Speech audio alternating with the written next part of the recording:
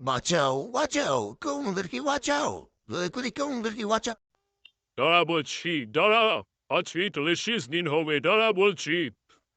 বাঁচাও এইভাবে চেঁচাতে চেঁচাতে রাহুল এবং রনি বনের দিকে ছুটে যায় এবং ভূতটাও তাদের পিছন পিছন ছুটে আসে। ওই বনে ছিল এক সাধু বাবা যে কর্ণপিসে চিনি সাধু নাম উঠত।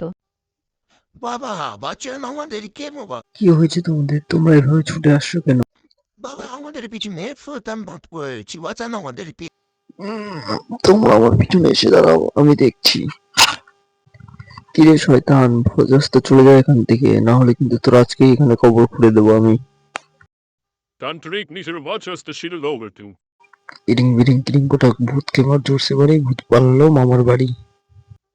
তান্ত্রিক প্রতিবানা করলি না, তা তোকে এখনই যাচ্ছি। তখন তান্ত্রিক আর ভূতের মধ্যে মন্ত্র ও শক্তির দ্বারা যুদ্ধ হতে শুরু করে আর ভূতকে তান্ত্রিক বাবা হারিয়ে দেয়। পালা শয়তান, নিজের ভোজাস্ত পালা, তাড়াতাড়ি পালা, পালা। তোমরা এখন সুরক্ষিত, যেতে পারো। বাবা দয়া করে মানুষকে পর্যন্ত দিয়ে আসতেন চলো তোমাদেরকে বাড়ি দিয়ে আসি।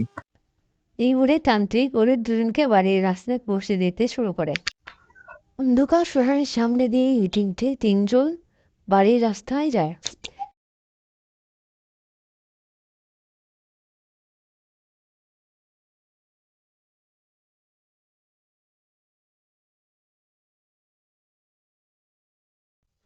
এটাই আমাদের বাড়ি বাবা চলেন বাড়ির মধ্যে চলেন আজকে রাতটা আপনাকে আমাদের এখানে থাকতে হবে না বললে চলবে না কিন্তু বাবা কিন্তু না রে, আজকে থাকতে পারবো না, অন্য কোনো দিন এসে থাকবো। না বাবা আপনাকে না বললে চলবে না আপনাকে থাকতে হবে আজকের দিনটা না রে, আজকে আমাকে একটা যজ্ঞ করতে লাগবে, ওই জন্যে আমাকে উপবাস থাকতে হবে আজকে। অন্যদিন আর বাবা দয়া করে আসবেন কিন্তু আপনি ঠিক আছে, অন্য কোনো দিন আসবো, এখন আসি। এই বলে তান্ত্রিক আবার সেই জঙ্গলে যেতে শুরু করে।